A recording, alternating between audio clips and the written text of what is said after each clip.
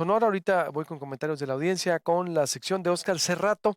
Ayer, tomando en cuenta o partiendo, el punto de partida es la entrevista del secretario de Hacienda y el presupuesto aprobado, que tú ya, de hecho, ya habías presentado cuando se aprobó, habías diseccionado aquí en el estudio el presupuesto. ¿Frente a qué estamos, Óscar? Sí, Vinculándolo con lo de sí, ayer. hace algunas semanas cuando se presentó el presupuesto, presentamos quiénes eran los ganadores y los perdedores en este tema presupuestal. Exactamente, ganadores y perdedores. Así le titulamos, de hecho, a Sí, ganadores y y antes que perdedores. nada, muy buen día a todo el Buenos auditorio días, bienvenidos. Sí. y disculpen por entrar de lleno al tema. Oye, felicidades, nomás para felicitarte. Miren, a ver si lo podemos poner ahí, el tweet que puso.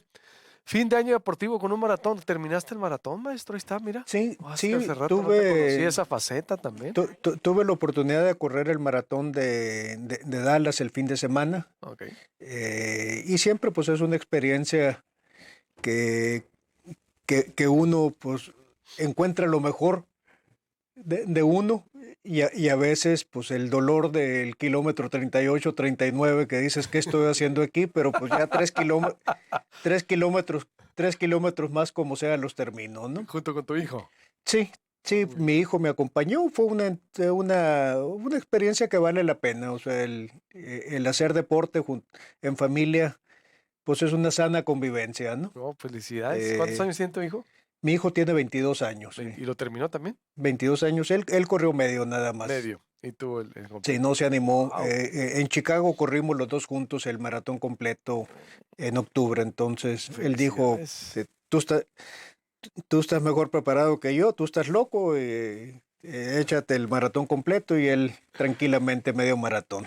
Felicidades, Oscar. Qué bien. No, Vámonos por otro maratón muchas gracias, pero muy bien. regresando al tema fiscal, tengo que empezar primero por qué fue lo que sucedió en el Congreso, ¿no? En el Congreso, si tú recuerdas, hace pues ya algunos meses se votó y se modificó la ley para decir que el Congreso iba a trabajar bajo el esquema de parlamento abierto. El presupuesto se manejó de todas formas menos vía parlamento abierto. De hecho, la publicidad que el Congreso le dio a su trabajo de dictaminación fue un link a la página de la Secretaría de Hacienda donde presentaban los proyectos de presupuesto, de ingresos, de egresos y todos los anexos que se acompañan. En el Inter llegó una fe de ratas que nunca conocimos cuál era la fe de ratas que había mandado Hacienda. Aquí mencionamos que se habían equivocado en una suma por 5,000 millones de pesos. Y hay un documento que el mismo envío que hace el Ejecutivo en su exposición de motivos hace mención de que alianzas públicas privadas que aquí se acompañan. Yo ahorita voy a entrar en esto de las alianzas públicas privadas porque eso constituye deuda que nunca se transparentó. El Congreso en una sesión en 3, 5 minutos aprobaron el presupuesto, se dispensaron lectura, se dispensaron, se dispensaron la lectura del documento, obviamente se dispensaron la segunda lectura, nunca fundamentaron el por qué lo estaban haciendo y en 5 minutos aprobaron el paquete fiscal de ingresos, egresos del Estado y me gustaría pensar de que todos los diputados leyeron qué es lo que estaban votando. Seguramente, claro que sí, está muy aplicado, ¿no? Y seguramente alguien, porque no estuve viendo la sesión, levantó la mano para decirles que en su consideración quinta del presupuesto de egresos no estaban votando el ejercicio fiscal 2021, porque hicieron un copy-paste y nunca fundamentaron el por qué estaban haciendo, pero en su consideración quinta ellos votaron el presupuesto de 2021, es el documento oficial de la Gaceta. Errores que comete el Congreso, ¿no? Ahora, este Más. presupuesto es 200 millones de pesos superior al del año pasado. O sea, el año pasado se presupuestaron 67,700 millones de pesos y para este año se presupuestan 67,900 millones de pesos. Hay un incremento pequeño en el presupuesto en términos nominativos. En términos reales es menor porque hay una inflación del 7,5%, la cual no se está compensando en el presupuesto Y si tú recuerdas, hace como 4 o 5 meses hablamos aquí de que el gobierno del estado se había hecho unas ampliaciones de presupuesto por sus pistolas que habían subido 5,000 millones de pesos de una forma muy rara, 4,100 en el gasto corriente. Ya después hicieron una reducción. Déjame hacer un corte. Bueno, continuamos en la plataforma de Proyecto Puente. Esta entrevista se sube, por supuesto, y se va a reproducir a las 2:30 de la tarde en Facebook en vivo de nuevo y se va a compartir por toda la plataforma. Despedimos la señal de Megacable en el 151 y 1151 HD Megacanal y La Voz del Pitic. Te invitamos a seguir con nuestra transmisión en vivo en proyectopuente.com.mx, en TuneIn, Proyecto Puente Radio, Facebook y YouTube. Proyecto Puente, periodismo diferente. Volviendo aquí con el análisis de Óscar Serrato con el pobre papel que hizo el Congreso de Sonora y los diputados, pues prácticamente no legislaron a la carta, legislaron a microondas, ¿no? A ver, Sí. no al vapor, en microondas. Sí, es muy peligroso el legislar sobre todo la parte de ingresos y egresos sin socializar y además sin leer los documentos, porque ahí es donde los diputados que no pertenecen a la comisión dictaminadora o inclusive diputados que pertenecen a las comisiones que dictaminan, que es la primera comisión de Hacienda en este caso y la segunda comisión para el tema de municipios, pues se dan cuenta de que están votando. Son documentos largos y para aquellos que no están acostumbrados a leerlos, pues se batalla mucho, ¿no? Quienes los hemos revisado por muchísimos años, pues rápidamente podemos entender que viene. La parte de lo que se hizo, contrario a lo que escuché en la entrevista que le hiciste ayer al secretario de Hacienda, contrario a lo que dice el secretario de Hacienda, que cuidadosamente dice no hay deuda a largo plazo, pero sí hay deuda a corto plazo. El presupuesto lo incrementan básicamente con esa fórmula mágica, oye, queremos gastar más, pues ¿qué hacemos? Pedimos prestados. Se contempla un crédito de 990 millones de pesos, que es de corto plazo, efectivamente, y la tabla de financiamientos que presentó el gobierno del estado de que iba a pedir cero deuda en este sexenio, en los considerandos ya viene una tabla de que van a solicitar financiamientos por 6,200 o 6,500 millones de pesos en todo el sexenio. O sea, ya la narrativa de que no va a haber deuda ya cambia en este dictamen a una narrativa de que por lo menos 6,000 millones de pesos de deuda, que curiosamente coincide con el número oficial que presenta el gobierno de Pavlovich de lo que incrementó la deuda en el sexenio. En pocas palabras, más de lo mismo. O sea, el gobierno se va a volver a endeudar. Se va a endeudar, deuda a corto plazo. Y entonces, ¿En todo el sexenio? En todo el sexenio. Es lo que proyectan, porque siempre hacen una proyección de ingresos y hacen una proyección de egresos, y dentro de los ingresos viene un renglón que es la deuda pública que van a pedir en el sexenio. El renglón de deuda pública más o menos anda entre 6,200 y 6,500 millones de pesos de lo que está proyectado pedir en el sexenio, ¿no? Lo cual debemos... ¿Eso se aprobó? ¿Eh? Eso está aprobado. Eso, bueno, Está proyectado. la deuda se aprueba anualmente. Sí. Pero los considerandos, la exposición de motivos, el por qué llegan a este presupuesto, ya incluyen el renglón de deuda proyectada a futuro, que se tiene que ir aprobando año por año, ¿no? Esa parte es, no hay presupuestos de deuda multianuales en este caso. Entonces, cuando ayer el secretario de Hacienda hablaba de que era un presupuesto responsable donde dice no se puede gastar más de lo que se tiene, pues eso pues es cualquier ama de casa lo sabe, ¿no? Al final del día, lo que cualquier ama de casa no puede hacer es decir, pues no me alcanza, pues voy a pedir prestado 990 millones de pesos para cuadrarlo. Aquella intención de que al Congreso se le iba a reducir 450 millones de pesos, pues le dan 50 millones de pesos más y ya con eso la reducción del presupuesto del Congreso quedó en 550 millones de pesos. Hay, para no entrar en el tema de los ganadores y los perdedores, lo único que sí quiero puntualizar es que cuando un gobierno habla de un ahorro, ya lo había dicho, no existe ese tema de ahorro. Lo que nos están diciendo es de que van a tomar ese dinero y lo van a gastar en otra cosa. Ahorro es que nos cobren menos impuestos y nos dejen más dinero en la bolsa de los ciudadanos. Y eso no está contemplado en este proyecto. O sea, no es un ahorro de gobierno. Deciden no gastar en unas cosas, como ayer mencionaba él, el tema de comunicación social, y lo van a destinar a otras cosas. Le quitan dinero al Congreso para destinarlo a un programa de becas que resulta que ya no es un programa de becas como lo conocemos, sino son programas muy buenos en su concepción, pero que de acompañamiento. En el caso de sordomudos, en el caso de jornaleros, y creo que esos programas son muy buenos, pero él mismo reconoce no existen reglas de operación todavía de esos programas. Y es muy peligroso programas clientelares sin reglas de operación porque ya lo estamos viendo a nivel nacional.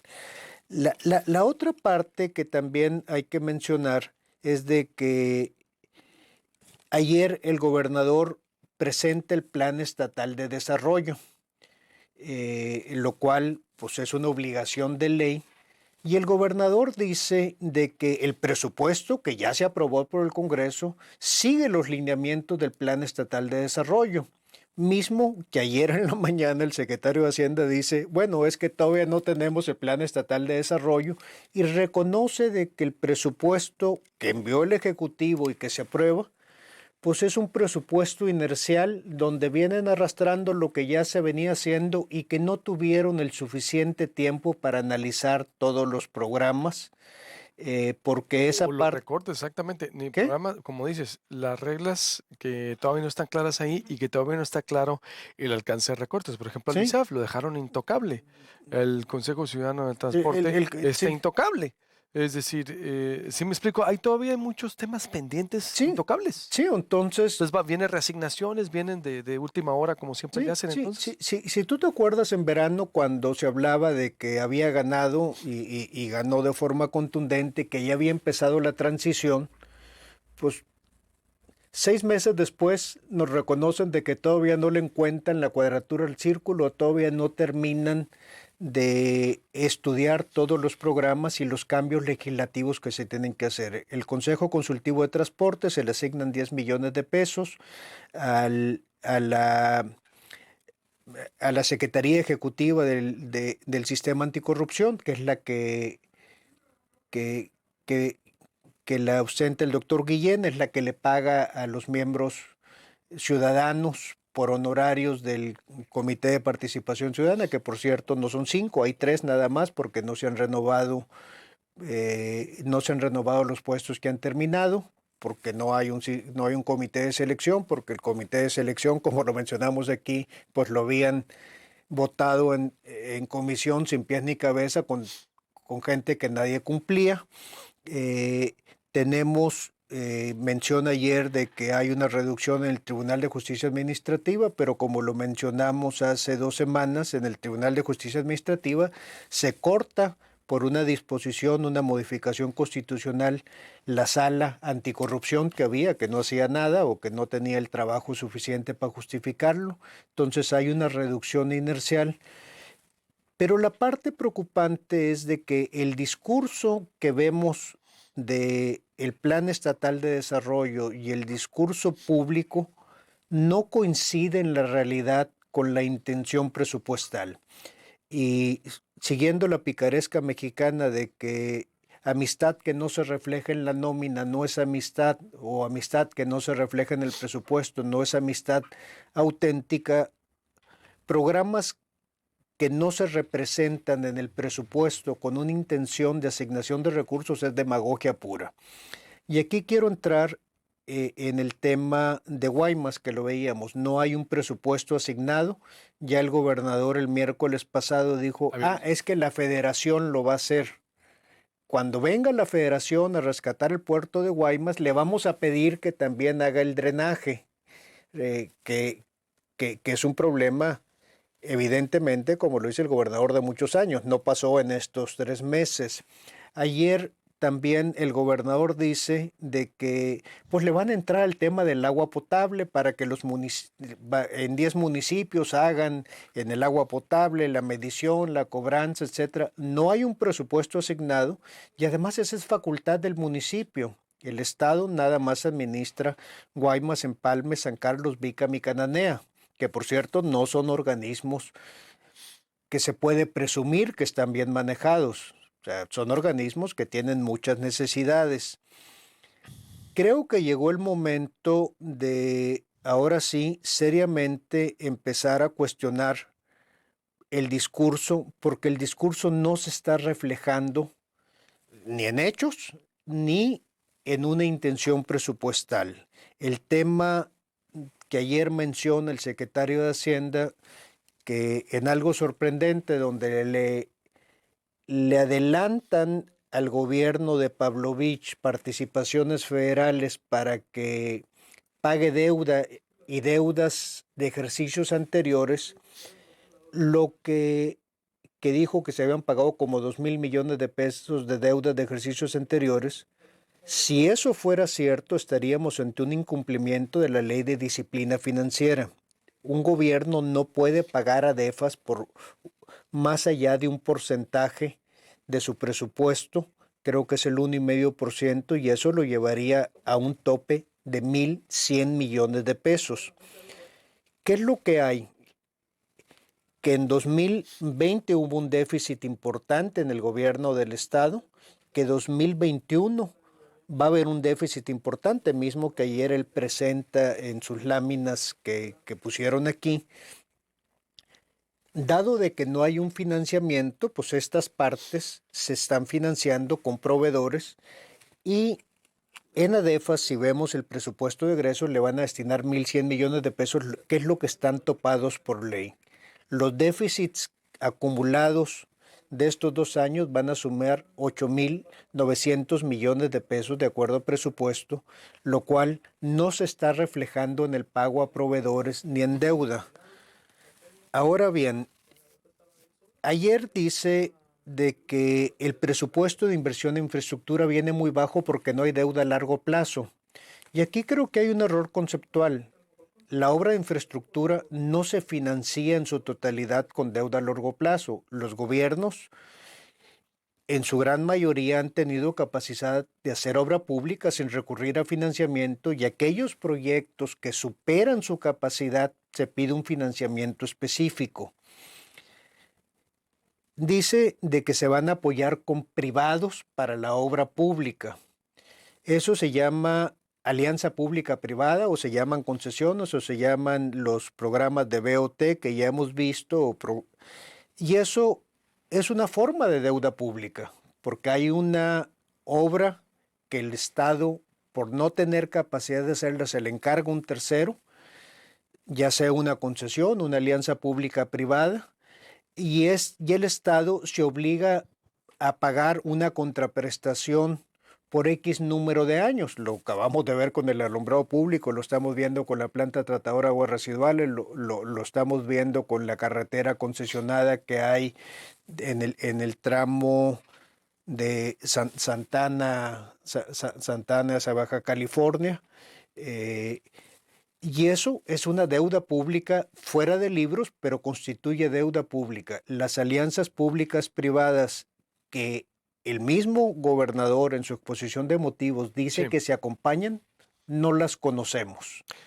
Y eso es preocupante porque ahí es donde se hacen los grandes negocios.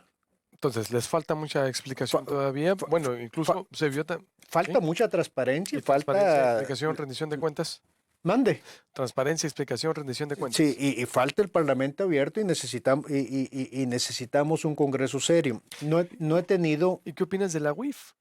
Que van a abrir una UIF Sonora, digo yo, pues es que ya tienes instrumentos, ya Sí, tienes una Fiscalía Anticorrupción, que una cosa es que el sexenio pasado haya sido una fábrica de delitos, pero oye, si ya tienes esa, ya tienes la Fiscalía, tienes al ICRESOM, me decía ayer alguien también especialista, hay instrumentos legales para perseguir la corrupción. sí, mira, yo creo que tenemos que replantear el sistema de fiscalización, el sistema anticorrupción y el sistema de cómo se evalúan los gobiernos, porque en una buena entrevista que tuviste la semana pasada con Guillermo Noriega, que pues ha dedicado, como habíamos dicho, una buena parte de su vida a este esfuerzo,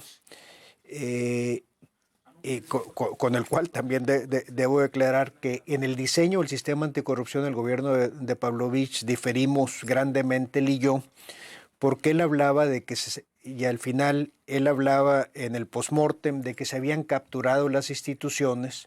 Postmortem. Postmortem, sí. Sí, pues Sí, es, después, no hay otra forma de decirlo. En el epitafio dice, lo que falló es que se capturaron las instituciones. Lo que estamos viendo es que este gobierno va por la captura de las instituciones. Ya capturaron el Poder Judicial con buenos juristas, que por cierto hoy llega una magistrada nueva que se va a aprobar en el Congreso. Se jubila una magistrada y entra una nueva magistrada. Espero no sea una mega pensión, que la merece, por cierto, pero tenemos que hablar. Por cierto, el Congreso finalmente decide de que la comisión que presenta el dictamen, si es una comisión dictaminadora, lo presenta la Comisión de Régimen Interno, o sea, la tercera finalmente se dieron cuenta de que la mesa directiva no tiene facultad de dictamen. ¿Qué más? Para ir Pero, concluyendo. El Poder Judicial, ¿qué más te preocupa? Sí, ¿Qué más ves? el Poder Judicial, el Tribunal de Justicia Administrativa, hubo un cambio. No me digas que llegó un morenista. No me digas que llegó un morenista. No, lo que pasa es de que no estoy defendiendo las personas, estoy diciendo de que van por una captura de las instituciones. Ya capturaron todo el aparato administrativo del Congreso. No estoy juzgando a los anteriores ni voy a llorar por los que se fueron. No, por supuesto que no. Pero hay una captura evidente de un grupo del poder que hoy llega a desplazar un grupo de poder hegemónico, como ellos dicen, y lo que están diciendo, háganse un lado que ahora me toca a mí, y no hay una intención de decir, vamos capturando las instituciones para que éstas funcionen como instituciones, como están diseñadas. Están siendo capturadas por gente de un partido con una visión y con una línea. El titular del ISAF ya anunció su intención de jubilarse. Van por la captura del ISAF. Hoy vemos que en el tema de la Fiscalía de Delitos Electorales, que no tiene mucho que ver con el tema anticorrupción, pero pues está ligado también, los tres nominados pues son gente afines a Morena, y finalmente veremos qué ponen en el Instituto Sonorense de Transparencia y Acceso a la Información. Las capturas de las instituciones son peligrosas. Ahora bien, tenemos que rediseñar el sistema porque lo que está haciendo hoy en día no funciona. Ahora, ¿nos cuesta mucho? Sí nos cuesta mucho, no por el costo específico, porque es dinero tirado a la basura hasta hoy, porque no está teniendo el resultado. En la percepción seguimos siendo un estado donde el 80% de los ciudadanos pensamos que hay corrupción en nuestro gobierno. Y para cerrar, para concluir, Sí, Oscar. la parte de la unidad de inteligencia financiera del Estado, pues tenemos que entender de que es un esfuerzo que están haciendo de enlace con la unidad de inteligencia financiera nacional. El Estado evidentemente no tiene el acceso a las bases de datos que tiene a nivel nacional porque no maneja el SAT y no tiene acceso a la parte hacendaria nacional, y la otra parte tenemos que entender que toda la regulación bancaria, fiscal, pues es una regulación federal, y esta parte lo van a tener que enlazarse con Sí. con la federación para que les dé la información. Ayer hablaba de coordinación.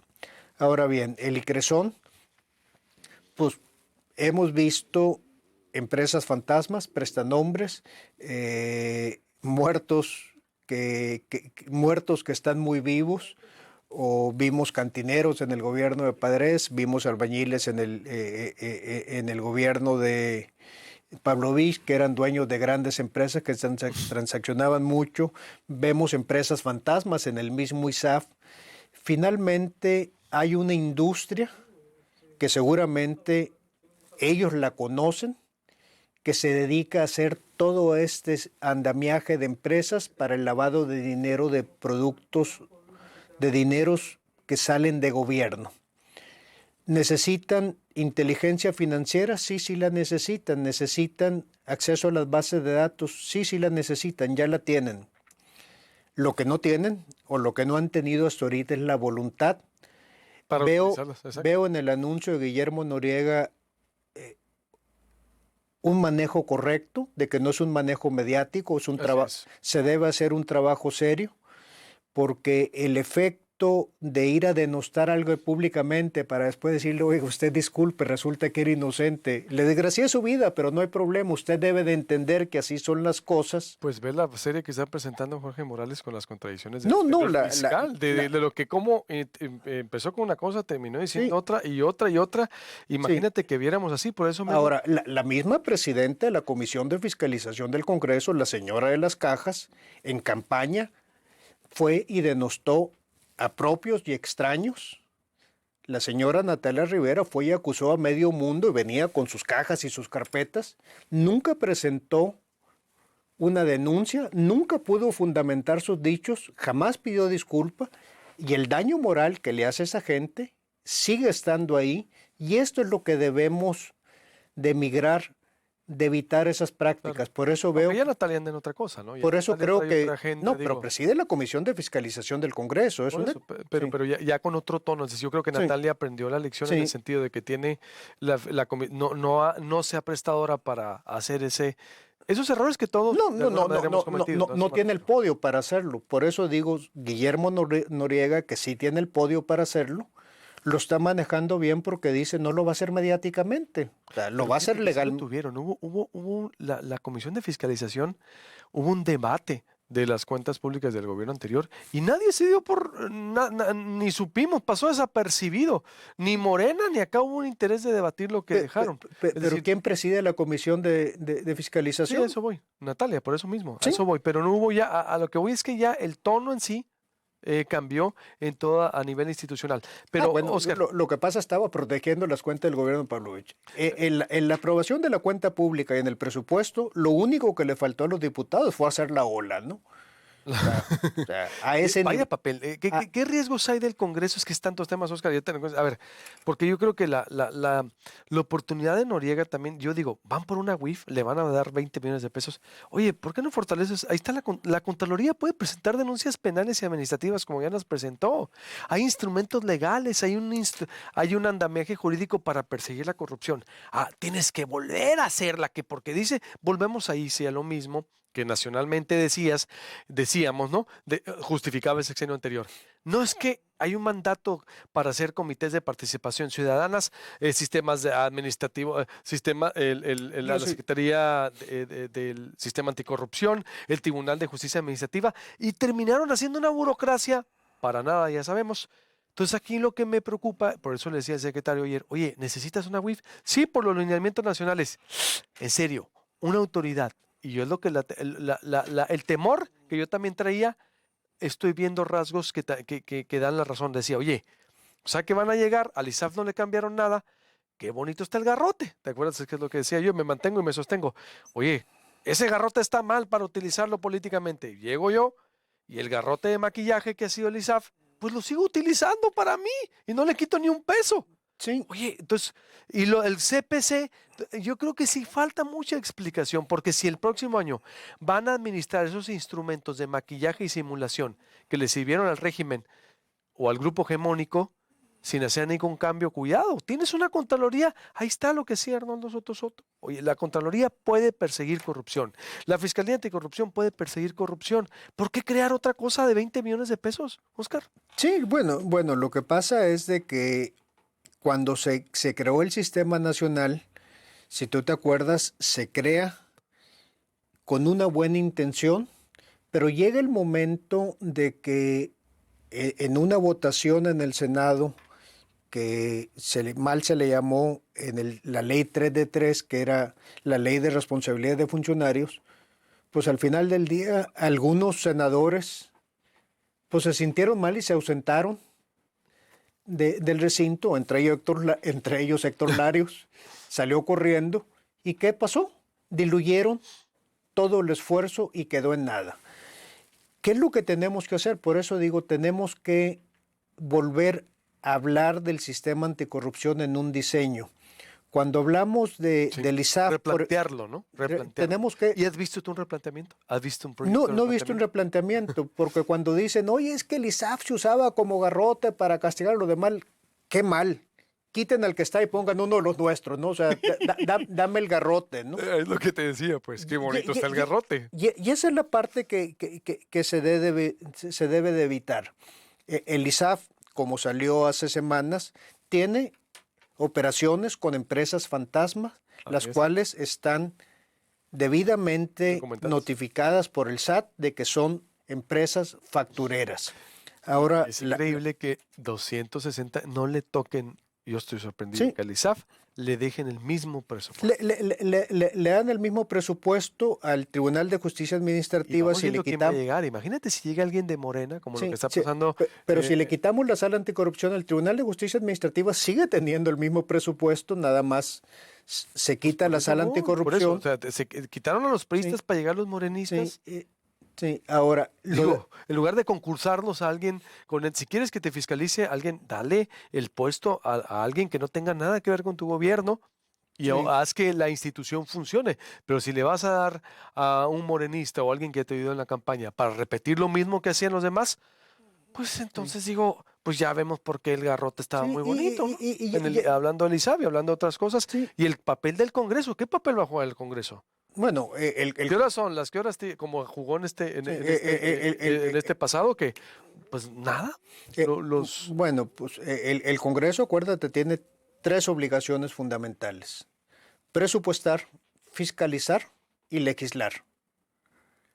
En el tema de presupuesto, pues ya vimos de que hicieron un presupuesto fast track. Básicamente... En microondas, no al vapor, en microondas. Con todo respeto para los meseros, que tienen un gran trabajo, pues lo único que hicieron fue de meseros, tomaron la orden y la llevaron a la cocina y... Copy-paste. Un copy-paste, y además, si leen el dictamen del presupuesto de egresos, en su considerando quinto aprobaron el presupuesto del año pasado, ¿no? O sea, ni siquiera se dieron cuenta en los errores de dedos. Muy bien. Óscar, tengo que cerrar. Nos vemos el próximo martes. De hecho, ya sería el último porque yo ya me voy a ir de vacaciones. No merecidas, pero sí necesarias. No, merecidas y necesarias. Sí. Nos vamos a ver. Sí, pues ya, pues que pases una feliz Navidad a todo el público. Si ya no hay oportunidad, les deseo que en estas épocas pues tomen un buen libro, convivan con la familia. Hay cosas más importantes que el tema público.